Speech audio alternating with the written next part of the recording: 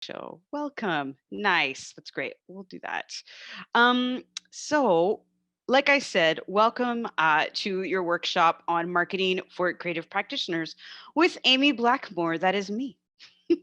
I felt the need for this slide. I thought it would be worth it. So there you go. Um, so, what are we dealing with today? I thought we would just review. So, the whole idea today is to talk about selling yourself without selling out, to learn how to craft your message in order to propel your career forward in a straightforward conversation with Amy Blackmore. That's me. And the workshop will include important topics, the creation of your own personal branding, your online presence, in person networking tips, interview skills, meeting new people, and more. So, again, I am just so thrilled to dive into that. Okay, so let's just start right from the top. Why is this workshop important? Why be here? I mean, it's pretty straightforward.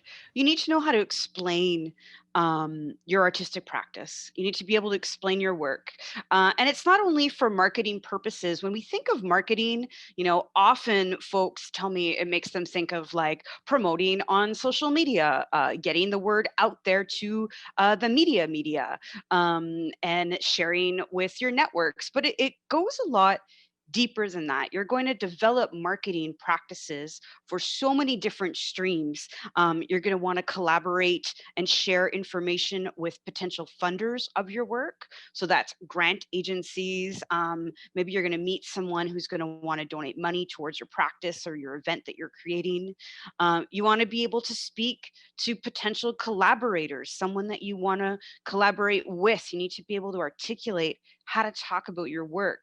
You want to be able to share and speak with mentors, friends, presenters, managers, publishers, really depending on your discipline, and a whole host of other people. And actually, I'd like to invite you right now, if you can just put your discipline next to your name in the chat. I'd love to see it to get an idea of who's here again. So just take a second to insert that in the chat for me. That would be really great. And I'll take a quick peek. Um, we spend so much time in studio. We spend a lot of time in front of our computer writing. I spend a lot of time in the shower thinking about the art that I'm going to make. We put so much effort into our work. We really owe it to ourselves to learn how to articulate and to form a way to present it. Because art is it is about you, the work that you're making, but it's also about sharing it. We want to be able to connect with audiences. We want to be able to connect with other artists and get our message out there. So I think it's something I'd like to invite you to think about. And I'm going to say this many times, but something to remember is that when you're marketing yourself, when you're doing these exercises, it's you don't have to take your artist hat off. You can remain an artist, remain true to you. It's one hat. I mean, people say like we wear different hats all the time. I don't believe in that. Like, I believe I've got one hat on. I'm going to own it. And it bleeds into everything that I do. So, I mean, hats don't really bleed, but I think you know where I'm going with that one. So just remember that you don't have to take the artist hat off to become an expert marketer. Keep it on, and you're going to integrate marketing into your artistic practice. And I think that you're actually also going to find that the exercise of practicing marketing is going to inform your artistic practice and really help you develop your craft deeper and deeper. I'm going to do a little bit of storytelling today. We're going to use some experiences from my own background to navigate through some of this. But I thought I would tell you a little about myself before we get into all the details. But as we've said, my name is Amy. I am from Montreal, originally the South Shore, so Greenfield Park. 450 represent if you're here. The south side, not the north side, of course. I'm just joking. North side's good too. But I am from Montreal. I'm a practicing artist in theater and dance. I did study dance at Concordia in the contemporary dance program in years gone by. I really did love my experience at Concordia. I have to say, it really taught me more about myself than anything, and has led me to some really great places in my life. I'm fortunate now that most people do know me as the executive and artistic director of MainLine Theatre, and the MainLine Theatre produces the Montreal Fringe Festival, a festival that means quite a bit to me. I have been fortunate enough to how do I say? I've been fortunate enough to work with many different companies in Montreal, presenting work, Infinite Theatre, through Just for Laughs, through the Centaur Theatre with the Portico Project recently. And I find that, again, it all really does bleed together. I'm a cultural worker, but I'm also a choreographer. I'm also a theater maker. I'm also a teacher, and I'm also a listener. So again, it all sort of bleeds together there. I do a lot of activist work as well. I sit on a variety of boards.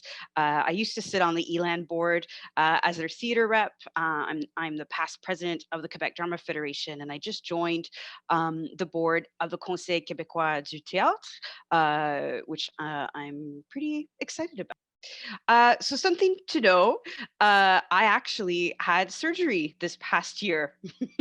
I had a partial thyroidectomy. And if you look at me when I come back on screen, but you do see my scar, it is there. I'm okay. I have recovered quite well. However, I do sometimes have trouble speaking. So there may be points in the workshop where I need to just slow down a little bit, take a very quick break, or a sip of water. And that's really a result of that. One of my anecdotes already from the top is I turned my experience of dealing with a partial thyroidectomy into a piece and got Bill Brownstein to write about it in the Gazette. So there you go. One of the fun things I got to take care of this year. So that's a little bit about me. But right away, I'd like to talk about you. You're the best. You really are the best. And I think that's an important place to start this. This is your journey. You are the best. And like I was talking about before, you don't take the hats off. There's no hat changing here. I challenge you right away to start thinking about who you are, because, art is personal. It can be very personal. Sometimes you work on projects that are less personal, and that's okay too. But you invest so much of yourself into it. And I just right away want to say, I think it's important to reflect about your relationship to it, and reflect about who you are. Um, One thing to think about right away is pick a project. Like, just pick a project you have been working on and ask yourself some questions about it. And the first one to ask is, why are you doing this project? Why is this project happening? Why are you doing it? Then there's a lot in there, but it's a good place to start. And then the next question is, what are the actual goals of the project? Goals can be so varied. A goal could be that you would like this project to take you somewhere. I'm doing this project because I want to be noticed by. Maybe another goal. I'm doing this project. A goal of my project is to get into, what is the goal of your project? Is the goal just to finish a project? Because that can be one too. I know, especially when I first graduated from the dance program, I had a really hard time just making it work. Because I was confused about everything I was taught, I think, and I just kind of couldn't bring it all together. And so my goal for those first couple years was, let's complete something, complete a piece. And then for me, my goals shifted. I mean, I actually knew really early on that I wanted to produce the Fringe because I was already in love with it, and I'll tell you a little bit about it later. But a goal for me in creating some of my earlier work at the Fringe was I wanted to be noticed by the Fringe staff, and I wanted a job. Um, so the way I marketed my show was in a way to hopefully get noticed and get a job. It did work out, thankfully. And I'll tell you again about that a little later. But so again, why are you doing this project? What are the real goals? Who is this project for? Now we keep using the word project. You could replace it with your artistic practice. Why? Why do you practice the craft that you do? What are your goals? Who are you doing it for? So who is the project for? It can't be for everybody. I mean, okay, I don't want to tell you you can't. It's not true. You can do whatever you want. But in a practical sense, often, you want to try and narrow some things down. The more you can narrow something down, the more you get to know it. People talk about like target audience, target market. The more you can define what you're trying to do, the easier it is to hold on to. Okay, and the last one is a bit of a tricky question, but I'd like to ask you, who owns the project? Do you own the project? Are you working with someone else? Is it a shared ownership? Okay. Is somebody else paying for it? Are there responsibilities towards whoever's paying for it? Okay. So again, important questions to start asking. Great. So we are going to talk about, your own personal branding. We've already started to go down that path. We are going to talk about the online presence, but I would like to invite you to keep going back to some of these questions throughout the workshop. I think that it'll be really helpful for you as you navigate it. So I actually want to talk about who you're going to explain your art to, okay? And again, let's start with yourself. You need to market your art to yourself. Okay, that sounds really weird. You shouldn't have to do that, and it's not true. But it's important to know how to explain your art to yourself. You want to be able to talk about it, to dig deeper, to reflect. You'd be surprised the path that it can take you down. And, one of the interesting things that I hear often is, I don't know what words describe what it is that I do. Well, the best thing to do is start reading about art. Okay. And many of you already have, but, there's so much to read out there. But what if you compare yourself to someone else and read about what they're doing? Okay. Read about what folks are doing, read about how they articulate their own work. If you find that you have a connection with that artist, that's definitely a good place to start. I definitely fall into the category of, sometimes getting a little flighty with my ideas about myself. I mean, especially like I'm a dancer, so like I just want to move, and then I'm attracted to like huge words that don't mean anything to anyone. So I really have to remind myself, choose shorter words, use clear language to describe myself. Whenever I write a bio or an artist statement, I always give it to somebody else to read. And I ask them if it makes any sense. And I try to actually pick like a family member who knows nothing about, not nothing, but who isn't a practicing artist. If they ever watch this, they're totally gonna know who they are. I just realized. So hopefully they won't see it. Don't tell anyone. But I ask them to give it a read, and I say, like, what does this sound like to you? And I say, be honest.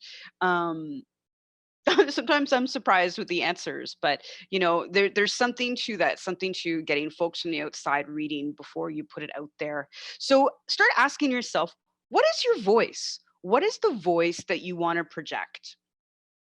So if we talk a little bit about voice, it's not, as simple as like, what do I sound like, of course. We're talking about, what is it that I have to say? What is it that I want to say? What am I saying with my work? And it goes back to, why am I doing my work? Um, you know, I'll say this to say it, and not. I know not everyone agrees with me, but I truly believe that as artists, that we have a responsibility to contribute to society, and that we have a responsibility to create work that is often more than art for art's sake. I think it's especially a lot of our work will be funded, publicly funded, hopefully, by grant agencies, and it's taxpayers who contribute to that. So, I really do believe that if we're spending taxpayers' money, money from the masses, we really need to contribute something to society through the work we're doing. So, a question you can ask yourself is, what am I contributing? What am I contributing to the world? What am I contributing to society? And it doesn't need to be this grand thing, like it can be your work. What is your piece, your work contributing? But what are you contributing to society? And the questions that I ask myself, that I tell everybody to think about, I ask a lot of questions, as you've already figured out. But what are your values? Just start there, because chances are you're already equipped with the words to describe your craft. In my case, contemporary dance, theater, you know, yours might be textiles, or something really complicated that I don't understand, because I may not be from your discipline, and that's okay too. Maybe there's a colorful way to describe it to me, but we've already learned all those other words. But start thinking about digging deeper in yourself. What are your values? And like, just right now, if you can, if you've got a notebook, like, jot a couple of them down. Your values will undoubtedly influence your work, and we can often uh,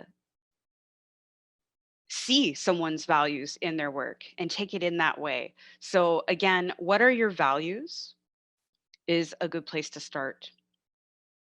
And grab a little sip of water.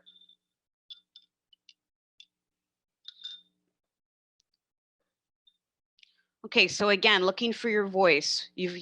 So we're already equipped with a couple words that describe the craft that you do. You started to write down your values a little bit and what you believe in. Like, what do you believe in? What you're thinking that you would like to contribute? Where are you going with the craft that you're doing? Things to think about too are who influences you? Who are your influences? Okay, and how have they contributed to your artistic path?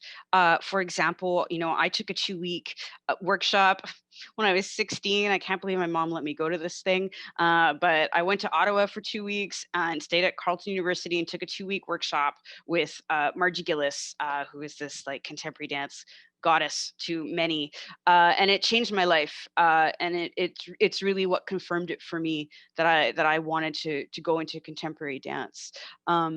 So again, she is an influence of mine, and I've done a lot of reading about her work, and there are things that I agree with, things that I may agree less with. But nonetheless, she is a part of that package and process.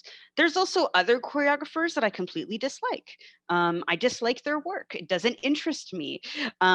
You have that as well. So who is it that you I said dislike, but what I meant to say, that's interesting. I framed it that way because it's a bit of both, but you could look at it this way. Let's have two propositions. Who is it that you're similar to, and who is it that you are not similar to in your craft or in your industry? And then alternatively, you know, what is it that interests you, that you like, that you're attracted to, and what is it that you dislike? These are just useful things to jot down again, because you're going to take all that information and you're going to turn it into something that's called an artist statement that, I'm sure you've all been working on. It changes all the time. It grows over time as well.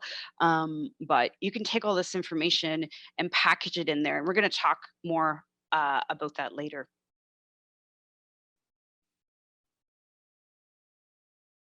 Great. Also, maybe words isn't the way that it works for you. Maybe you just want to like start to draw a picture about it. I think that's fine as well. And you can craft something together. Uh, I don't I'm not known for my drawings. I'm more of a stick figure girl myself, but I do like to graph things out and connect some dots. And I find it really helps me understand the projects that I'm doing, but also the voice and what I would like to project. So again, I'll just repeat, what are your values? Really important to consider. Who are you similar to? What work are you not similar to? The work that you're doing. What is it that you're attracted to or not? And again, the basics. What are the words that you're going to use to describe the kind of craft that you're doing? And sort of beyond that, I asked you what your values are. Everyone has different values, but for me, for example, I value community. I value artistic freedom.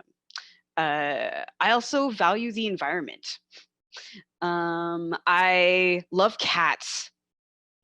I found a way to bring cats into my brand because I do love them so much, even though I'm allergic to them. I'll show you, I have my little cat here keeping me company today because I am allergic, which is really sad. Poor thing. So we'll put you down, sand door cat thing. Yeah. Okay, we'll get back to that. Great.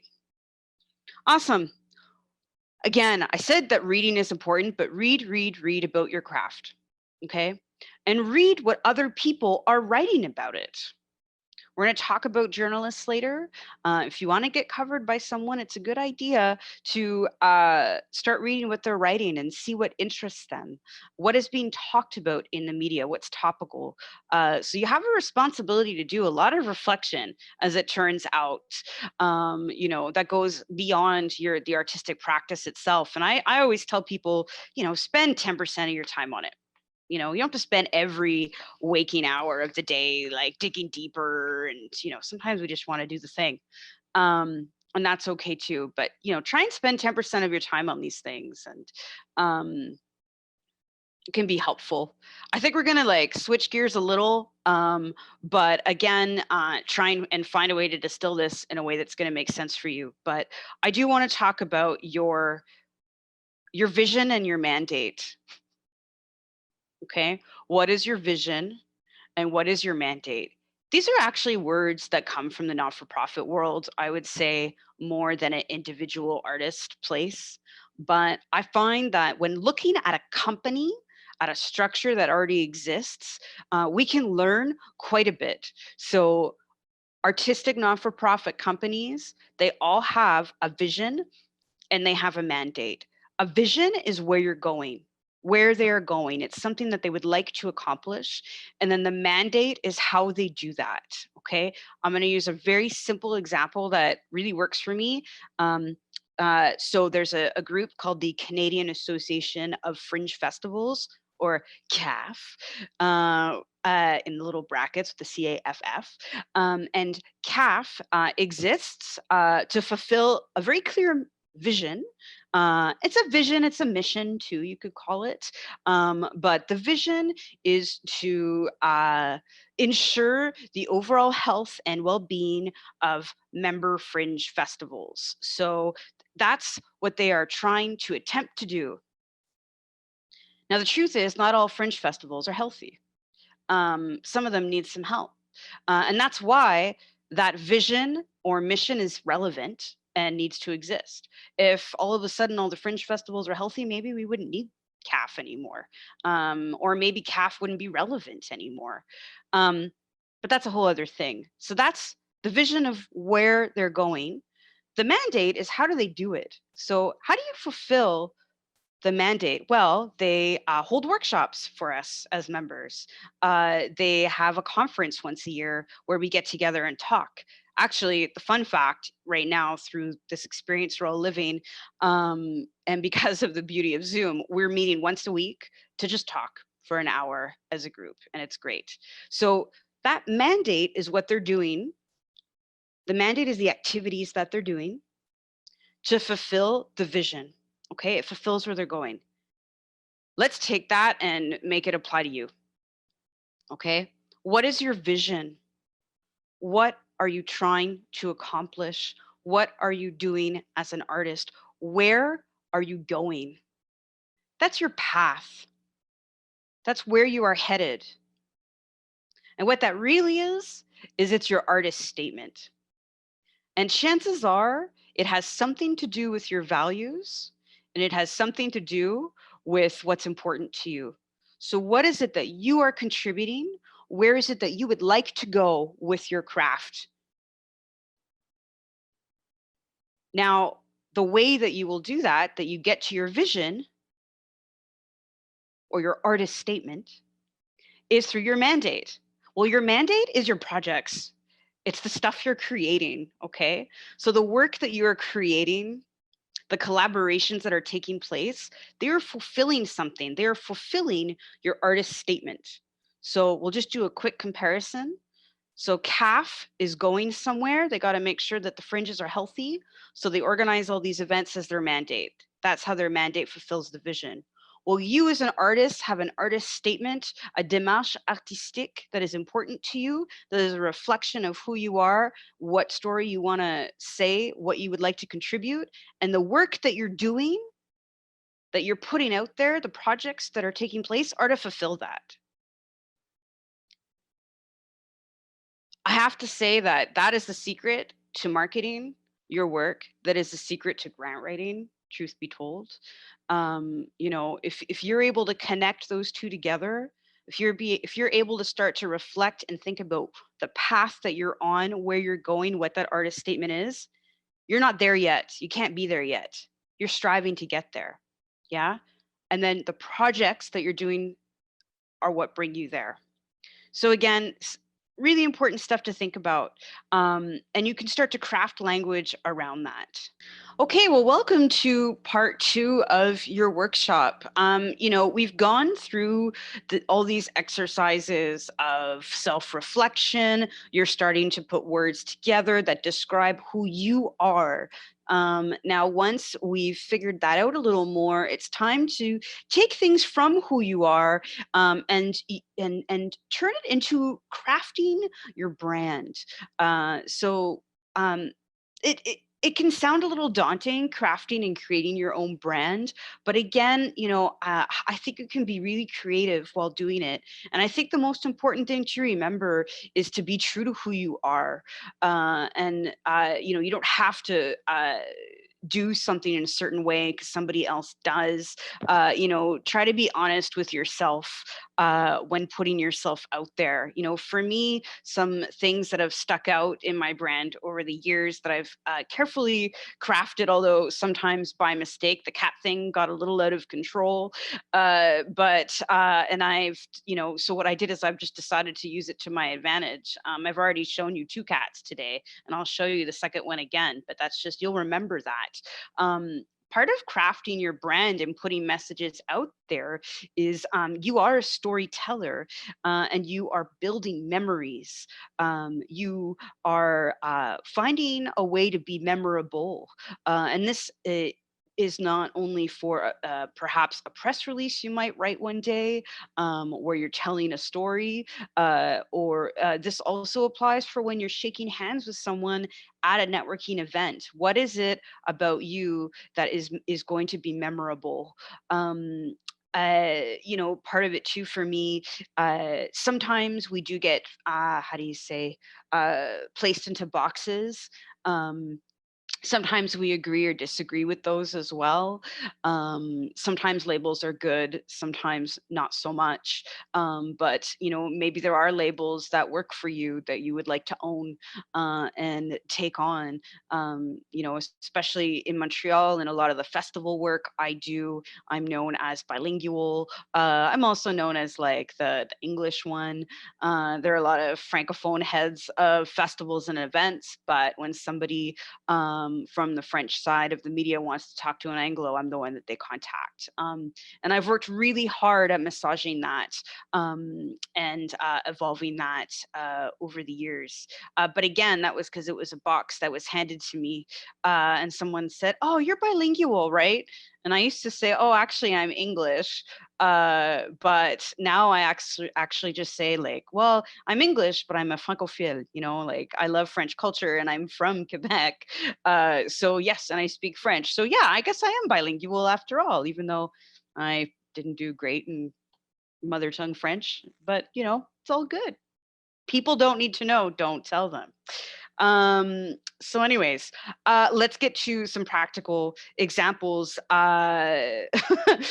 I'm going to share some of my own stories with you, and I hope that some of them do resonate, and that you'll start to see some of the connections that I'm talking about. Something that's really important to me to just maybe say too is that um, you can market low budget. Okay, like some people see marketing as a barrier. um, you know it's true that money can be a barrier for a lot of things, but I think that you can find DIY creative ways to market yourself that go beyond like hiring a graphic designer to make something really cool. There's also just kind of really neat opportunities out there. um, you know uh, Maybe a photographer who wants to do a barter with you. Maybe you're a skillful writer and maybe you will write their bio and they will take your picture. I think that there can be some creative exchanges going on. There's also like Facebook groups and stuff like that that you can use to find different folks with skills and do an exchange. um, those can be interesting. I think it's important to be safe while pursuing those. But again, like there's lots of folks here today. Maybe you'll cross each other's paths again in another context, and you can open up a conversation of a barter. But I do believe in spending money. But I believe in being wise about how you're going to spend money in marketing. And what I always tell people when I give a self-producing workshop is I say, spend money on what you don't specialize in. Okay. So just take a sec to think about what is it that I don't specialize in. For me, it's photography. I'm not, yeah, I can't do my own. I can barely take a selfie. It's just not my thing. I'm not an expert in that. So I usually pay someone to do my headshots, but I'm a skillful writer. So I write my own bios. I do happen to live with an editor who helps me. So it's really great. But again, spend the money on what you don't specialize in. It could be a photographer for headshots. It could be a videographer to get some footage. If you need footage for something, it could be somebody to build a website. You don't need to spend money on the whole kit and caboodle. The truth is that, everything is Googleable in the end. I remember when I first started learning how to use Photoshop when I was making posters. I mean, it took me like 8 hours to do the first one, but when I figured out how to use it, I knew how to get it done. But there's also like really great services out there. Canva is an amazing place to just get quick graphics and templates. And if ever you say to yourself, like, oh, I feel like it's a cop out that I'm using this template on Canva. It's totally not. Everybody does it. Nobody's going to recognize your template. Don't worry. There are really great resources out there. Okay, we'll get to resources and tips after, but I want to share my screen just for a second. We'll get back to doing that. All right, so cats. At MainLine, we started promoting, oh, yeah, I think we'll keep it here. At MainLine, we started promoting our workshops with cats. I did this as a joke. I thought it was funny, this like cute cat trying to figure out how to write their grant. It turned out that it resonated. I actually have people regularly send me pictures of their cats sitting with them at the computer, or like their cats pretending to do it. You know, cats are cool. People love it online. Cats of Instagram is a thing. You know, it very quickly became part of my brand. And truth is, in the past 5 years, I think I've figured out how to put cats into every workshop I've given. I even did a TEDx talk and I talked about cats in it very briefly. But again, you know, for me, that's a way to try and create something memorable that somebody's going to feel good about when they walk away. It kind of exploded, the whole cat thing with us. Cats. So the cat with the money, with his tongue sticking out, that's our fundraising workshop image. These are not my images. They are from the World Wide Web. They don't seem to belong to anyone. They're just kind of out there. So I felt like it was okay. This cat down here with the glasses, which one? I think that one is Market Your Best Self. There's the cat in the theater. It's one of my favorites. That was our self-producing workshop. The cat with the books, that is how to start a not-for-profit. I have considered cat photo shoots so that I wouldn't need to grab these photos online, but the truth is, again, I'm allergic to cats, yet they are still part of my brand somehow. Um, so cats, you know, it's cheap, it's easy. I found the images, we threw them up with the text, and we've been promoting our workshops, I think, for the past 3 years with these images. And I keep thinking maybe we should update them, but they're still working. Until cats are uncool, I will claim the cats. Um, you know, again, it's a low budget promo. I want to switch gears and talk about the Fringe for a second. You know, for many years at the Fringe, we had a different poster. That's kind of the background and history of it, is that, you know, up until 2014, there was completely new branding at the Fringe every year. Completely new imaging, and that actually worked for a while, because the beauty of the Fringe Festival is that it always has a new offering every year and you never know what you're going to get, so it kind of did work as a brand. But my feeling was that in order for the Bringe, don't tell anyone I said that, terrible, in order for the Fringe to reach the masses, I just felt that maybe we needed a cohesive branding strategy. How to create one? Well, we thought, what is one of the most important things that happens at our festival?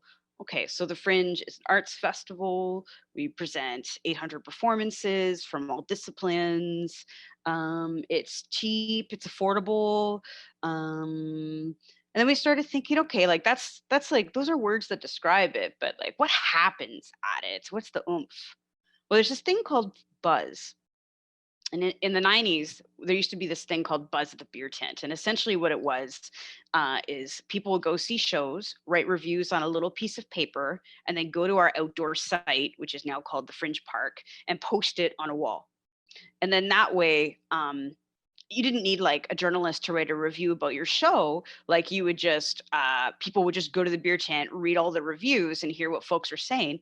Sometimes great things, sometimes not great things. Everything was put up there. And that was how the word of mouth spread about the shows that were going to be really great at the festival. And perhaps shows that were not so great at the festival. Because one thing to know if you don't know the Fringe is that everyone is invited to present. Names are literally pulled out of a hat, and that's how you get in the first place. So, you know, you do get a big variety of an artistic offering, and it's the audience that ends up curating the festival in the end, because everyone's presenting, but it's the audience who spreads buzz, who's through word of mouth about what's going on. So, you know, that's really what happens at our festival, and talking about art, building relationships with people through talking about art is really at the core of the community building that we do. So all that said, we thought, okay, you know what? Like, if word of mouth is king at our festival, then Fringe buzz is going to be the queen, you know? Uh, we don't really say that as much anymore, but it was definitely like, that was what came to our head. So we thought we need a bee. So we created this concept of the bee to throw fringe buzz into whatever century we're in, whatever decade and year we were in at the time. It was 2014. And that was right around when Twitter was really exploding. Not everybody was on Instagram yet. Twitter was really hot, and so we started using the hashtag Fringe Buzz. And when we launched the festival that year with our poster and our imagery, which I'll show you in a second, we just told everybody use hashtag Fringe Buzz when talking about the festival. The right away for us, the brand exploded. We did an event where there were like 1,000 people in attendance. Everybody, tweeted like 10 times that night, used hashtag Fringe Buzz, and we were trending in Canada. It worked really well for us. Now, I mean, that's an example of a large scale event. But again, it comes from a genuine place of what our values are. What do we as a festival value? We value the connections that people make to each other through talking about the art, the Fringe Buzz. We took that, turned it into an image, which was the bee, because bees buzz around. You could also say that the public buzzes around from venue to venue and they see multiple shows. There's lots of bee stuff, okay? Problem with a successful brand is that once you develop one, it doesn't disappear. So I have bee everything stuff, like people send me bees, like this guy. I have bee socks. I have a bee dress. I have bee everything. Bee everything. Okay, no. I've got lots of bee stuff. But again, for me, that shows that it was a successful campaign for us. And I'm going to show you a little bit about it now that I've shared my screen. So again, here's our first bee. We found a visual artist, this guy, Dan Buller, who is incredible. He used to do artwork for Our magazine when Our was a weekly newspaper in town, and he created this beautiful bee for us that became our first poster in 2014. Thing about developing a visual brand that's based on your values is you do want to evolve it over time. So we did, this was the second version of the bee for our 25th anniversary. We did kind of go a little crazy with this guy. I mean, we've got the little Hamlet skull going on. We've got, the theater, good and evil up there at the top with the angel. There's lots going on in there. I'm going to go to the next slide. We then moved to this one in 2017. Okay, and I've got both these posters up as examples of not having a budget. So, at the Fringe, we make every penny. Well, we don't have pennies anymore, but like every nickel gets stretched very far. So in 2017, this was our poster for the event. And then that fall, we had a new series that we launched called the Encore Series. And we thought do we need to spend money on figuring out a new brand? No, we don't. Just, spray paint on it. So we wrote Encore with the dates and put everybody's shows at the bottom. Doing it on the cheap. Again, more evolution. Sometimes when you think about spending money, when you think about keeping something affordable to what you can manage, sometimes we're not only talking about money, we're talking about time. For me, this is an example of that as well. So we came up, the nighttime scene is our 2018 poster. It was the year that we wanted to make a bigger splash, and which is why the bee is on top of the cross, overlooking the entire city. We wanted to keep the bee alive the following year. We didn't have the time or the energy to come up with a brand new concept. And someone suggested, why don't we do a sunset version of this poster, but with a different kind of bee. And that's how we got the one that you're looking at. There is argument, it could be morning. For me, it's sunset, but there are folks that see that as the morning bee as well at 4 when you're walking home from the Fringe, because some people do that. This is our latest one. The interesting thing about this one is if you look back, We spent a lot of time, really crafting the kind of lettering and the fonts that we're using over the years to keep it really consistent, making sure we have the right information on our poster. The truth is, when you're making a poster, um, I don't believe that you need to put that much information when you're putting an image out there. The image ideally is just something that's going to attract somebody to be curious about what you're doing, and it will encourage them to dig a little deeper. In our case, we do have the website and the phone number, but that's because we put these all over Montreal, and somebody who doesn't know our event needs to know how to find out more information. But then you get to this year, and we didn't use any words, we didn't put any additional information or dates, because everything was online. And we kind of took a leap of faith and felt, you know what? We think everyone knows that the bee is us. If we put this out there, they'll know that it was the Fringe that did it. So, um, yeah, that's our latest one. Uh, so that's 2020 for our event. This is not a Fringe. So that's a little bit about Fringe branding. It is branding on a large scale, but I do find, again, it's rooted in a value that was extracted and turned into a thing. The beauty is that it was really easy for us to like choose colors, and yellow is our brand now, and it's logical. It's just the steps can be quite straightforward. For us, picking yellow made sense, and I think moving forward, it's going to be yellow and pink and green. Why not? That it's what's exciting me right now. I think that you can take the leap and take a risk. But I think that some of the important stuff in there, again, is creating a memory. How are you going to create a memory that someone is going to remember? Do you have a story that you're going to share? Do you have imagery or images that or themes in your work that somebody may connect with? How do you take something that you're already working with, something that you're already working on, and develop that into an online presence? These are great questions. Stuff to think about indeed. Um, I think I'm right away going to share a couple more anecdotes before I dive into a couple other things. Something that I've learned over time is that you really can be in charge of your own messaging that you put out there. And the beauty of the now is that we have all the tools at our disposal, right?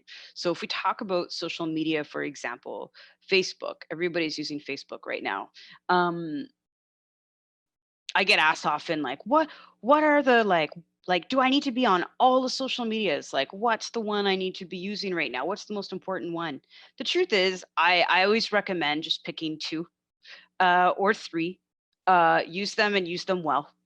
There's no need to stretch yourself thin, but pick a couple. There are lots of tutorials online about how to use them. Often platforms offer their own tutorials about how to use them effectively. It's really important to take some time to watch them and pick a couple things that you find fun, like something that you are going to enjoy using. Okay, I think that's part of the beauty as well, is that social media, you want it to feel a little organic, and you want to make decisions about what you're putting out there. So it's like, what should the content be and look like? Well, think back about your values and all that jazz that we talked about earlier, and how to find your voice. So, for myself, I put out cats, I put out the Schitt's Creek thing we just talked about. That's some good content. I definitely promote the work that I'm doing, and I hope that people find that interesting and engage. I don't only post about things that are coming up, or workshops that I'm giving. If I only posted about that, and I posted all the time, every day about it, it might oversaturate my audience. So there's something about being measured about how often you're putting material out there about what you're doing, especially if it's Facebook and your Facebook is really your friends or your growing network of folks that you're meeting. Again, you don't want to be bombarded. You don't want to be someone that gets like snoozed for 30 days. And you know what? If you are snoozed, it doesn't matter. Like, we don't have to take ourselves that seriously, but there is something to, I think everybody right away, like you can think of that person that invites you to an event like every other day, right? And it's, you want to try and prevent that from happening for yourself. So, if you don't know what to post about, again, I talked about how, the environment is something that really interests me right now, and eco responsibility. So I've been, every now and then, if I read something on like BBC, I share it, and I'm trying to put out a voice, a profile of how I would like to be perceived, and then I'm splashing it with information that is hopefully memorable, that may make someone laugh.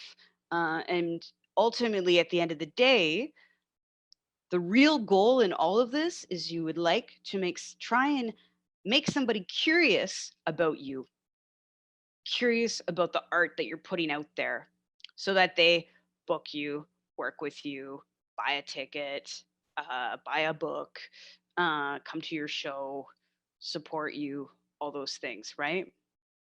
It's got to come from a genuine place. It sounds a little crafted here, but we started somewhere really real and genuine. Um, and none of the things I put out there are far from truth and far from me. There's just things I choose not to share. There are things that I keep for me, and that's okay too. I don't put it all out there. I do think about it. I want to get back just to the tools really briefly.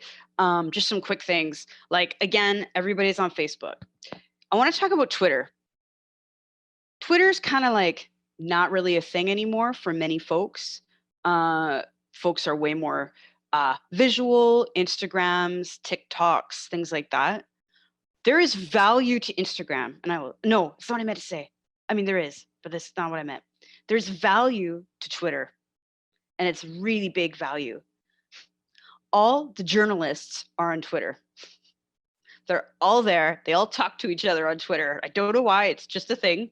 But they are all on Twitter, and less of them are on Instagram. So if you want to interact with journalists, and I think as an artist, it's important to try and not only reach audiences, but reach journalists and have relationships with them. Um, you know, that's what you're going to use your Twitter for. You make a Twitter account, start to follow some of the journalists that cover the kind of work that you might be doing, or journalists that you're interested in. It's a small community. English Montreal is a small community too. So it's actually really easy to get to know some of these folks. They do come out to events or watch things online, and they are on Twitter, especially when there's like an awards show going on. They're all on Twitter.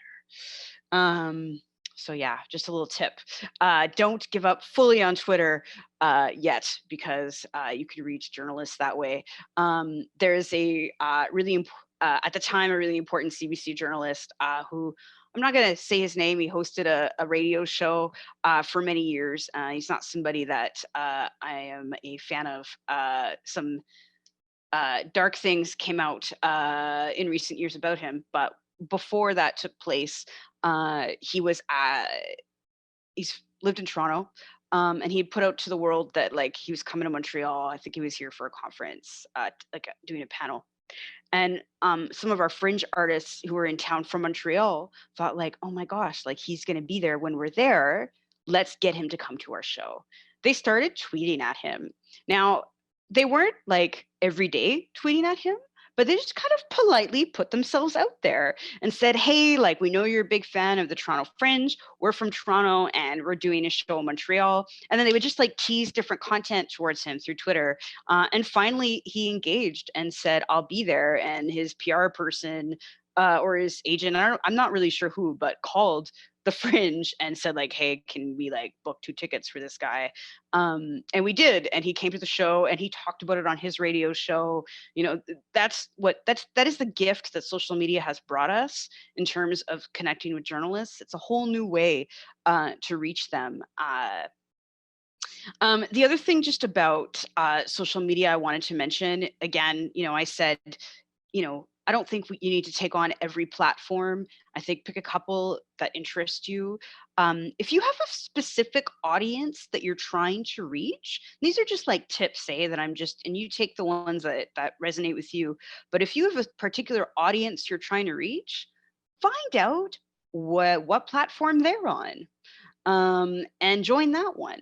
Find out what Facebook groups, if they're on Facebook, you know, they frequent.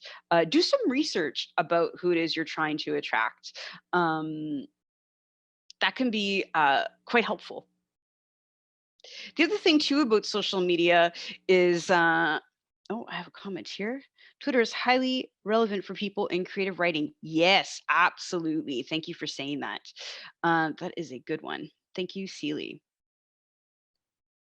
Um, the other thing I just want to say about social media, what was it? It was there and then it disappeared. It was, oh, there are platforms that exist that can assist you. Okay. And that can help really amplify your online presence. Because the truth is, sometimes we just like, we're too busy for social media. And we just don't want to deal with it. Sometimes that's all we want to do and we don't want to do anything else. That's okay too. That happens. But a tool that I use that I really enjoy is Hootsuite. Uh, Hootsuite, it's like a little owl. Hootsuite. I'm sorry. I'm sorry I made the sound, but look it up. Hootsuite, it's great. There are other programs out there, and what it is it's like a content management platform where you can plan all your tweets and posts in advance, Instagram posts, stories, program it in there. You know, what you could do is on Monday morning, plan all your content for the week and put it out there and then not have to deal with it again. That's a possibility. In fact, like look tonight on my Twitter account around like 7:30. It's gonna say like, great workshop tonight with Artvolt and ELAN. It was so wonderful. I'm so inspired. I won't be lying. Like I'm always inspired when I leave doing a workshop, but you know, it'll be there. Tell people what you're doing, you know, if you're looking for content. Like, I mean, saying like I'm eating breakfast right now isn't necessarily something that would attract me as somebody looking at your social media, but like, you know, if you're doing something, talk about it. You can say like, I'm taking this great workshop today. I didn't mean this one. Like I mean, you could do that too.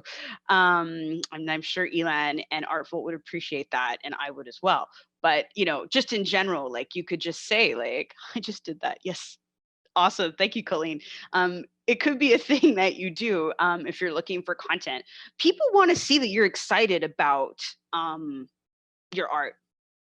People get excited by other people that are excited. You know, this is why, you know, again, I keep talking about like us as individuals and people and how we relate to each other, because I really do believe that's what marketing is about. You know, we could hire a marketing firm to come up with all these like things, branding, blah, blah, blah. But it's, you know, and those places exist and they're great. I don't know that we always need to go that route. I really, I can usually like tell if I'm being marketed to. And I think you can as well. Um, and sometimes it feels good to be marketed to, and sometimes it feels less good as well to be marketed to. So there's lessons in that. And I think that if you're true to yourself and take a little more of an organic approach, using tools that are available, you know, it can work out well for you. So again, like using Hootsuite as a way to program for the week can be a good strategy. Another strategy, like I mentioned, Canva. Canva is really great. Please Google that later if you don't know it already. I, uh, I don't always use Hootsuite, and when I kind of fall out of love with it. I just like, I have a personal practice of when I go online, I spend like at the beginning of my day, work day, I spend 15 minutes doing the social media updates, and I just post everything everywhere and I like answer the messages and do all that for like 15 minutes. And then I shut it down. And then I do what I got to do.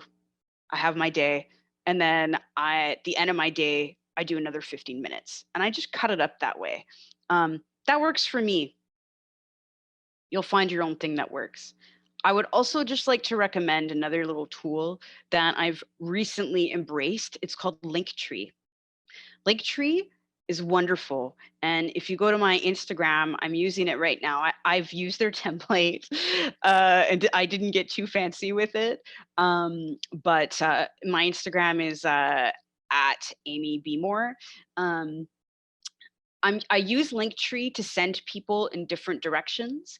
You know, so when you say like link in bio, or if somebody's just on your profile and they click the website link that's there, it takes folks to my Linktree, which is an aggregation of multiple links that I've chosen to place there. So right now, for example, thank you, Fanny. Right now, for example, I have like a show that I just worked on called Malunderstood, which is like an online comedy storytelling show. I don't know how to describe it quickly. I'm not prepared to do it, but it's this a piece that I just completed. There's probably a link to do with something to do with MainLine and the Fringe there, and I think there's like a Gazette article. So again, you know, driving. So people click on that one link and then they get to see everything, and then they get to pick what they want to find out about me. So it's a really great tool. People are starting to embrace it. I highly recommend it. Yeah, equipping yourself with the tools. There are really great webinars. If you look up Social Media Week Toronto, they have a series of webinars online that you can look at. Here's the thing: the social media, like, uh, that you could fall into like a really deep social media hole. Don't do it again. Just try and be a little measured with what you'd like to put out there. And again, you know, it's all temporary. I mean, everything's temporary, but you know, social media especially is very temporary. What was cool a couple of years ago, it'll evolve, and there'll be something new. But you know what you can do? Just you Google like top 10 social media practices of 2021. Boom, all the work is already done for you. You know, I really believe in that. The Googleability of life. They need to like send me money, Google. Cool. That's social media. I do want to get back to journalists really briefly. It's a tough one. Journalism is changing and shifting. You know, there's print media, there's online media, there's different articles written. Having a journalist say something about you and having that in your kind of toolkit of stuff in your portfolio is really important. It can amplify a grant application. You can use it to promote something that is upcoming. It can help define uh, what you're doing a little further for folks. Again, you know, how do I contact a journalist? Well, the truth is, it's really about building relationships over time. In Montreal, there are many journalists, and the truth is that, you know, somebody might work for the Montreal Gazette one week, and then they may end up working for Cult MTL the next. You know, a lot of the folks at Cult MTL used to work at the Montreal Mirror, which was print media that disappeared. You know, there are journalists that write in both French and English. There are folks that write for Fugue, who also write for Tourism Montreal. There's a little bit of a community to it. Um, I'd I'd say it's really about creating a straightforward press release, and we could get into the details of what needs to go in a press release, but the Coles Notes is this: it's just W5.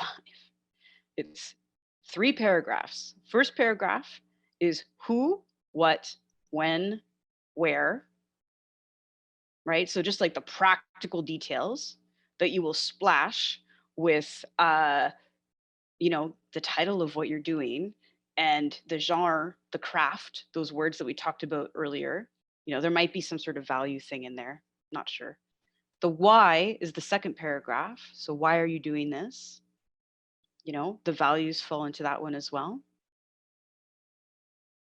And then the last paragraph is about you. You know, it would be like your artist statement. You know, that's very straightforward. The beauty though is that like that's like a very easy, straightforward press release. What you can also do, and this is a tip that I give people, I write a press release like the article that I want to read, because journalists are paid less and less, and take on a lot of freelance work. And if you can tell the story that you would like to read when it's online or taken and morphed and turned to something else, um, you've already won because you've written the article. Um, I have some support materials I'm going to send to Fanny and Emily to send out post, and it will include a sample press release. And I do recommend you look at it. But I really think that the biggest takeaway here is that you can be in control of your message and you can tell the story that you would like to tell. Um, a couple quick tips about journalists, though: don't call them, don't text them. I think it's just more polite to communicate by email. Okay, but you've established this Twitter relationship with them because you took my advice. What do you do? Well, I think you can politely send them a DM, asking them for their email address if you can't find it online, or if you can contact them about something. Um, Perhaps the answer will be no. And if that's the case, that's the case. But, you know, professionals often do not like to conduct business on through social media. They like to connect. But, you know, for me, it's really hard when folks send me Facebook messages about work, or about what they're doing, because they just get lost in the fray of it all. So if I do catch one that comes in, I'll say, can you please send me an email at no. So it's something to consider too when you're communicating with journalists, but also with other professionals, or people. A big part about marketing is how you're going to communicate with others. So there's also, you know, being courteous and polite. I don't feel like I need to get into all that, but it's definitely an important part of the process. You know, we talked about building memories and being memorable. You know, being rude will be remembered. You know, I have my black book of folks that I have a couple. I have a black book of people that I love working with. Like if you need a hairstylist or somebody to fix a shoe or a plumber, like I've got a great contact list. But then I have another black book of the folks that I will not work with ever. It's very small. It's more like a blacklist, I guess. And it's not like real. It's in my mind. And there's like 8 people on it. And it's because they've been rude, or we haven't had a good connection. And I respect myself. And you need to respect yourself too. So I think it's important to have that list. Great. Um, Awesome. So I think that what we'll do is do a couple more anecdotes before we answer questions, and maybe dive into some topics that interest you a little more. Um, I I want to tell a story about controlling the message that is put out there, um, or how you can control the message. Well, I guess that's a good question. Can you ultimately control the message? Perhaps not, because you are not the person receiving the message. So people will interpret what you put out there in different ways, but you can carefully craft what you put out there to achieve the goals that you have. So, you know, at the beginning of the workshop, I asked you questions that I'd like you to remember now. If I can find my first page, which is somewhere here, they got mixed up. But I would like you to think about some of these questions again. It was not the first page, it was the second. But why are you doing the project? What are the real goals? Who is it for? And who owns it? So again, things to reflect about. So anyways, when I was a fringe artist in the 2000s. I did a bunch of different shows. And in 2006, I did a show called I Love New York. And my goal was I just really wanted the fringe staff to know me. Because I had been a fringe volunteer for many years and I just I really loved the festival and the event and I wanted to be involved more. And so I spent that festival volunteering like crazy and also doing my show. And I was fortunate enough that I ended up winning an award called the Spirit of the Fringe, which is an award they give to volunteers or to artists that are just kind of go out of their way to try and help. Like I ended up selling tickets. Essentially, this is, I think, why I ended up winning the award. But at the Fringe, we have volunteers sell tickets. They're called venue managers. And I was a venue manager volunteer. And I had a show that afternoon. And the venue manager at my venue, who was, I believe, like 8 months pregnant, needed to leave the shift. Just started to feel unwell and had to leave. So they called me and said, Amy, would you mind filling in the venue manager shift this afternoon? And I was like, well, I have a show. Like, what venue is it at? And they're like, oh, it's at the Mai. And I was like, well, that's where my show is. And they're like, oh, well, can you go sell tickets for your show up until 5 minutes before your show? And then we'll replace you. And I said, sure, why not? I mean, it definitely messed up my game a little bit for my performance that day. Anyways, my true calling is not that I'm a performer anyway, so that's okay. But it was a fun experience. I like telling that story because it actually leads into the next one. So what I won was a spot the next year at the festival, and so I did a show.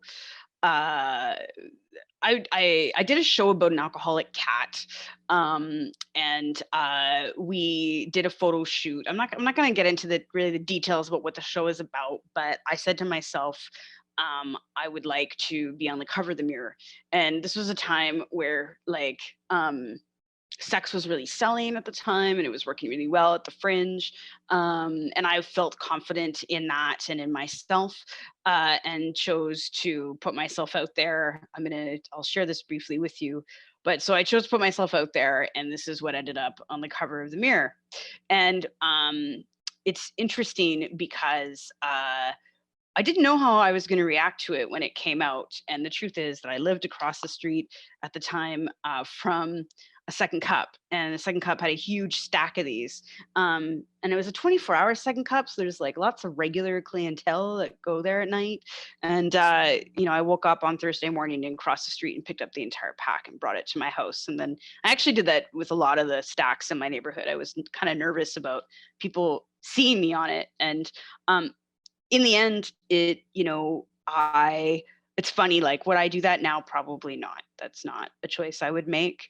But it was a choice I made then because I really wanted to find a way to be noticed. And I knew it would be a guarantee cover if I did it. So I just went for it and have no regrets about it. I wanted to be noticed, and I wanted the entire theater community to know who I was.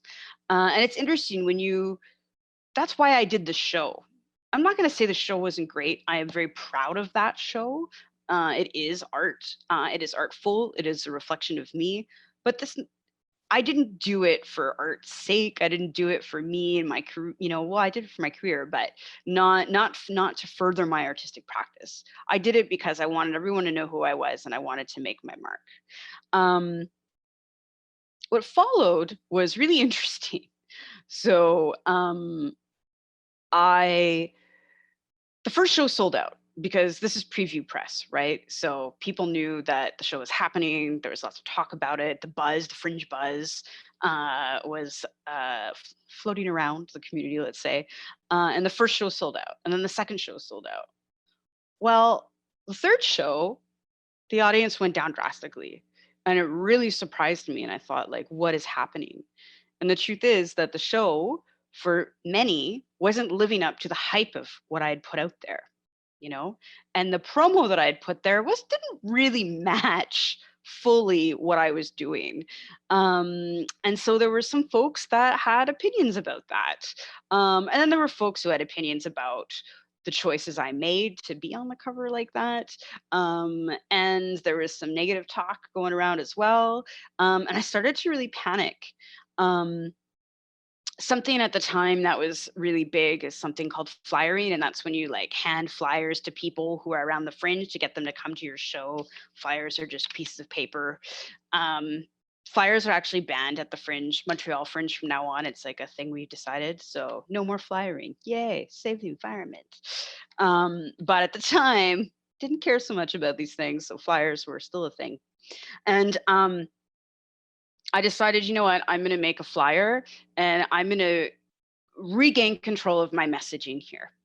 And so I made a flyer, and I actually found it the other day. So it's kind of hilarious. And it's 10 ways to describe the name of my show. And so I put together a list of 10 really terrible things that were said about my show. Oh no, I lie. I put a list of 10 together, kind of like BuzzFeed style. And I took 5 really terrible things said about my show and 5 really amazing things said about my show. The truth is I did make up like 4 of them, but 6 from this list are actual true things that were said about the show. So number 1, brutal. That one was really sad. Number 2, odd and imaginative. That one was real. Number 3, leather and whiskers. Not real. Number 4, clever idea. Number 5, cinematic. Number 6, too much gratuitous sex. Number 7, not enough gratuitous sex. There was no sex in the show. I made those ones up. Number 8, sweet and original. That one was true. Number 9, the cat is awesome. And number 10, and this is what they said in the voir, expérience typiquement fringesque. So, you know, we handed these out to like everybody that we could see so that people could read it and then sort of reevaluate, or not reevaluate, but just kind of, when you hear lots of really good things and really bad things about something, it kind of just brings you to here, and then you have to form your own opinion around it. So the last few of our performances did end up selling out. And of course, not everybody loved it as well. Wasn't the point for me. The point was I wanted a job and I wanted people to notice me, and I did get the job the next year.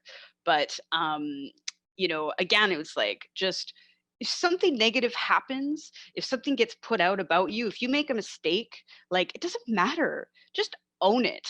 You know, I think that that's one of the most beautiful parts of life, is that you can just unapologetically be you. And, you know, I would like you to consider that. You know, I think that you can create your own story, and I think that you can mold the messaging that gets put out there about you and about the art that you're making. And the truth is that none of this will matter in the end if you're not kind, if you're not thankful, you know, if you forget the folks that helped you along the way, that help you throughout your career.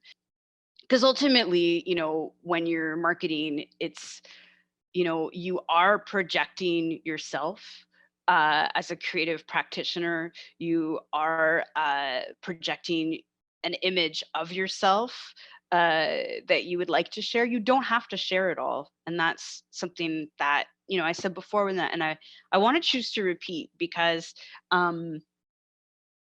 it's okay to just carve out a slice and start there. You know, and if there's anything I've said today that really resonated with you, like I say, like, pick 3 things and go for it.